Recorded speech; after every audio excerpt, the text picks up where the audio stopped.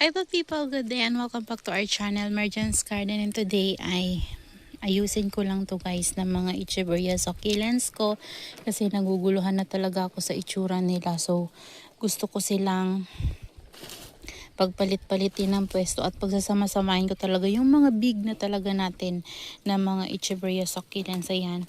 Yung iba ay nalinisan ko na, natanggalan ko na sila ng dry leaves. Kaya maganda na sila tingnan guys. Yan yung ating madiba. Tapos lipropa ng ano guys oh. Lumaki na siya guys. Si Chloe yan. Yan. Tapos yung ating sanga. Ito meron pang ano. Si Lati Rose. Yan. Nagaganyan siya guys. So pagsasama-samahin natin. Ang lalaki na nila oh. Diba? Tingnan nyo guys. Ayan. Ito pala yung bigay sa atin ni Sis Jamaica before. Yan, kasabayan niya guys nung variegated ko na Purple Delight. Yan ito, sobrang laki na niya.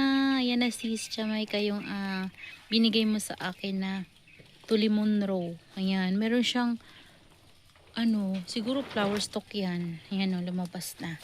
So ilalagay ko yan dito sa ano, center. Ayan. Tapos, ito. Syempre, ito guys. Oh, yung ating, parang na-overwater na. Ang init ng ano nila guys, ilalim. Kaya, hindi maiwasan magkaroon sila ng ganito. Oh. Tapos, basa. Parang yung singaw. Yung singaw ng lupa. Na-absorb ng dahon nila. Kaya naman, nangingitim yung kanilang leaves. Ito guys, ang kinis. Oh. Tingnan nyo. Yan, may ano din, may flower stalk din. Yan, ito naman, nandun siya guys. Nilagay ko dito. Ayan o. Dati itong isang ganito lang. Ito yung pinaka-mother niya. Ayan, nabili ko to before kay Ma'am Horlets. Yan, ito. Parang Snow Peach yung name nito guys. Tapos, may baby siya na maliit. Maliit lang talaga. Ito siya. Yan, lumaki na din. Ngayon, meron na namang isa dun. Tapos, meron ditong tumubo na ito. Hindi ko alam kung sino yan, guys. So, ayan. Oh. Ayan, marami tayong mga malalaki na talagang mga Echeveria dito, guys. As in, lumaki talaga sila. Kaso lang, hindi ko ma-flex-flex sa inyo kasi nga, medyo naguguluhan ako sa garden ko. And sa dami kasi nga nakaharang dito, guys. Ayan, ang dumi nila kasi nga nagtatanggal tayo ng dry leaves. Yan o. So, yun. Maraming mga harang-harang at hindi ko nga maasikaso sila. Yun. Hindi ko sa inyo mapakita ng maayos. Ayan o. Nagpausok ako kanina. Ayan. Kasi ang dami dito yung nangangagat na maliliit. Nok-nok tawag sa amin nun guys. Ang sakit-sakit niya mga gat. Ayan. So, ngayon, hinayos ko to at yung ano ko nalaglag kanina kaya nasira yung leaves niya. Yan o. So, dito muna natin to. Patong ko lang muna dito. Parang nag-rot. Ayan. Ayusin natin to guys. Para mapagsama-sama natin yung mga big natin na mga Echeveria. So, gusto kong pagsama-samahin din yung mga small para makikita ko yung progress nila isa-isa. Kasi before malalaki yung nandito. Tapos, yung dito naman sa harap, yun yung maliliit na ginawa ko guys. So, ngayon, pagsasama-samahin ko talaga lahat ng mga big. Tapos dito sa kabila naman yung mga small para ano ko sila guys. Matingnan-tingnan ko kung lumaki ba sila o hindi. Ayan. So ayan, magsisimula na tayo guys. Parang uulan dito guys. After ng sobrang init maghapon. Ngayon naman ay parang uulan. So dito ko muna to. Ayan. Yung mga purples natin guys. Oh. Yan, nagsasawa na siguro kayong tingnan yung mga purples ko. Yan yung lagi ko sa inyong napapakita. Pero ako guys, hindi ako nagsasawa sa mga purples natin kasi sobrang gaganda talaga nila. Ayan.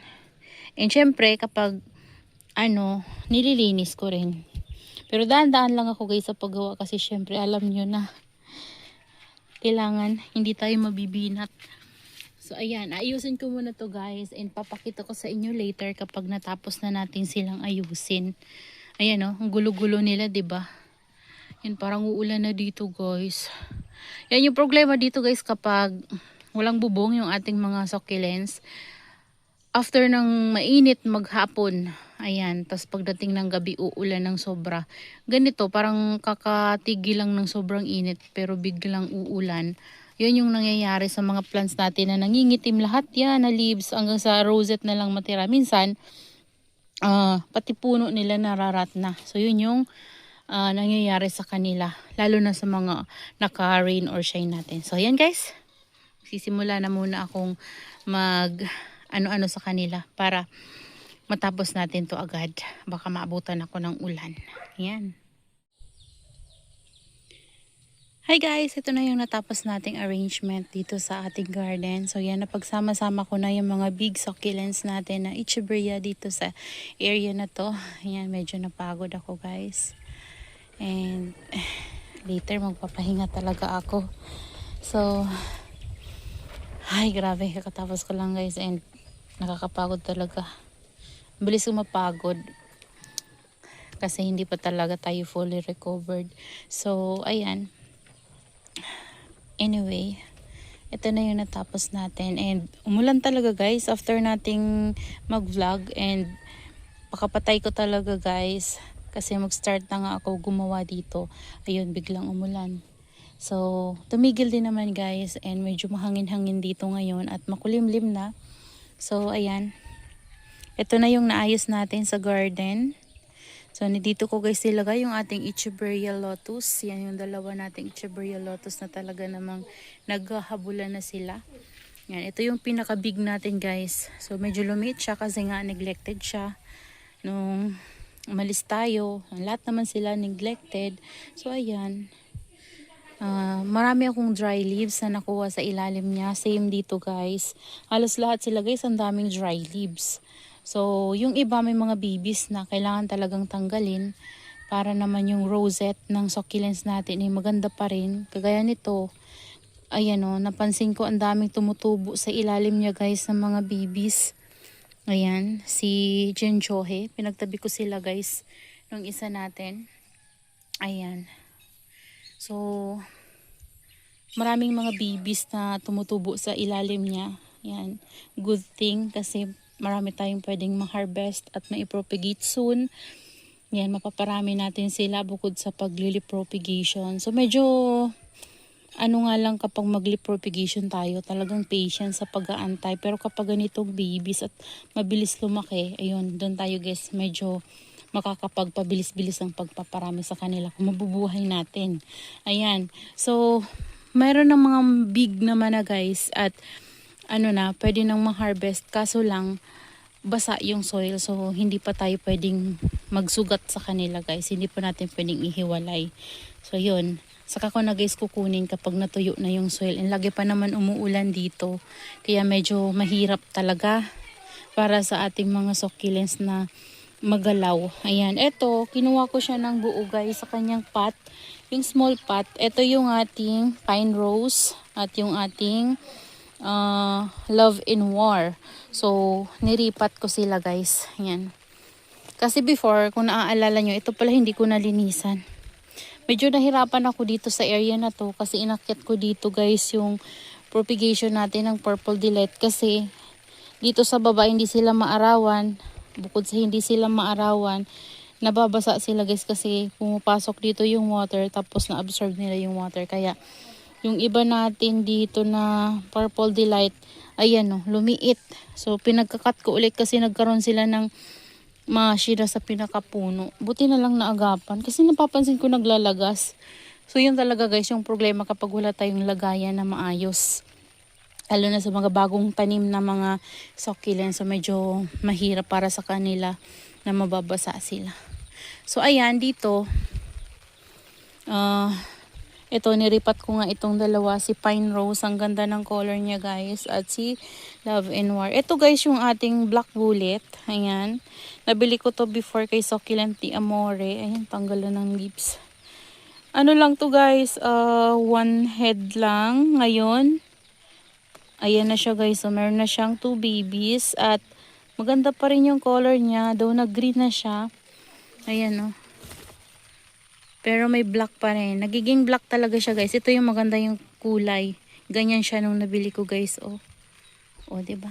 Sharon. And maliit lang to dati. So, binigyan niya na tayo ng 2 babies. Ay, meron pa nga guys. Oh, isa dyan. Oh, may isa pa. So, 3 na pala yung babies niya. Dito pa pala guys. Oh. Ayan. Ayan naman yung nakakatuwa kapag nag-garden tayo guys. Kapag nagkakaroon sila ng babies. At nakikita natin yung progress nila. Lumalaki talaga. Hindi basta-basta makuha yung try leaves. Ayan. So, ayan siya. Ayan, ito nilipat ko to dito. Kasi nandun siya guys sa baba ng natin, Purple Delight. Ayan, ito nga oh. Yung pot ni, sino nga to? Si Lucidum. Sidum Lucidum ay tinabi ko dito yung cuttings natin na yan. Kasi sobrang tangkad na yan, kaya kinat ko din kasamahan ni Lotus. So, ito yung pot ni Sedum Lucidum. Ito na lang natira sa Sedum Lucidum natin dahil nasira sila sa ulanan. Siksikan ko guys yan, yung dalawa kasi siya. So, wala na tayong pot nun. So, pinagtabi ko. So, ayan sila guys, nakasurvive. At buhay pa yung isa nating puno ng Lucidum. Tapos may baby siya. Ayan. Yung dito naman, lipat ko doon yung ating Black Knight na hindi nakagandahan. Pumangit. So, nandun naman banda guys yung iba nating succulents. Yan yung mga clumping nandun ko guys nilagay. Ayan, yung nandito naman, ayan, okay na sila. Ayan o, safe na to sila dito. Ito medyo maselan to kasi guys sa ulanan. Kasi ito, malalaki yung leaves nila. I mean, matataba. So, kapag matataba yung leaves, marami silang iinom na water. So, nakakapag-stock sila ng water sa kanilang mga leaves. So, kahit hindi natin sila guys niligan ng ilang linggo ay kayang-kaya nila. Iinom sila guys dito sa lower leaves nila. Pero kapag na-overwater yan guys, ang bilis talaga niyan guys. Pwedeng ma-stem rot. Pwede namang ito mag-block talaga. So, ito yung isa kong cuttings ng pumangit siya guys. Tingnan nyo, si Monroe yan. So, yan yung 2 heads ng Monroe ko. Papansin nyo, ito, Monroe din to. Tapos yun, yan yung 2 Monroe ko na big before. Tapos, meron tayong 2 heads. Yan, pinaghiwalay ko. So, ayan na sila. Oh, nasira nga lang ito, medyo tabingi. Pero okay lang. Ayan. Medyo nasisira talaga yung ibang succulents kapag kinakat natin, guys. Pero, tingnan natin kapag lumaki yan siya. Gaganda din yan ulit guys. Ito yung maliit ko dati. Ayan o. Yan, dito siya sa platito. So yan. Yan guys yung nagawa natin dito sa garden. Ito baby Baby ba siya o flower? Ayan na lang natin. Si cat's claw. Ayan. So yan na guys. Yan yung nagawa nating arrangement. So ito, hindi ko alam kung saan ko ilalagay. Yan, okay na yan siya.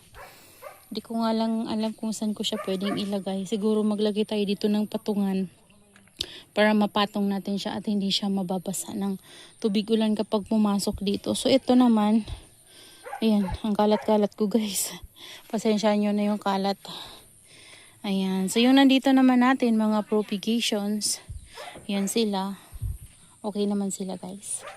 Ayan, yung iba nga lang, mga lacteas natin yan, nabigay ko sa inyo yung update sa kanila. Yan, may problema pa rin tayo hanggang ngayon. So yun lang guys, that's all for today's video. Yan, I hope you enjoy watching and see you on my next vlog. Happy gardening everyone!